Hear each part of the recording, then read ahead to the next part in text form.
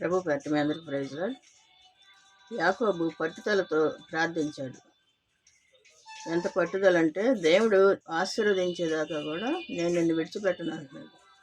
మనకు ఆ పట్టుదల ఉండదు. 2 నిమిషాలు ప్రార్థన చేసుకోవటం లేదా 5 నిమిషాలు చేసుకోవటం, మన అవసరాలు చెప్పడం మానేసేయటం. కానీ యాకోబు అలా చేయలే. ఆయన ఆశీర్వదించేదాకా ఆయన పట్టుదలతో ప్రార్థించాడు. మనం కొట్టుకేద్దాం సరుకుకి వెళ్ళినప్పుడు అది ఇచ్చేదాకా ఉంటామా? ఇది కావాలి అని చెప్పి వెళ్ళిపోతామా? వెళ్ళం, ఇచ్చేదాకా ఉంటాం. అదేవిధంగా మనం ప్రార్థన చేసినప్పుడు కూడా ఆయన సమాధానం వచ్చేదాకా మనం కొంతసేపు కనిపెట్టాలి.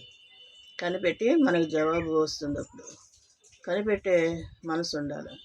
అంతేగాని గబగబా 2 నిమిషాలు ప్రార్థన చేసుకుని వెళ్ళిపోతే దేవుడు ప్రార్థన వింటాడు వినడో మనకు తెలియదు.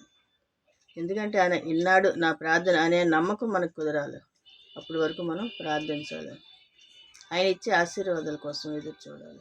కనిపెట్టుట్లో ఉండే సంతోషం దేంట్లో లేదు.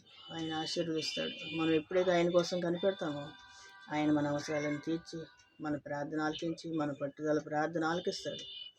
దేవునికే మహిమ కలుగును గాక. దేవుని కృప మీ అందరికీ తోడుగా ఉండను గాక. ఆమేన్.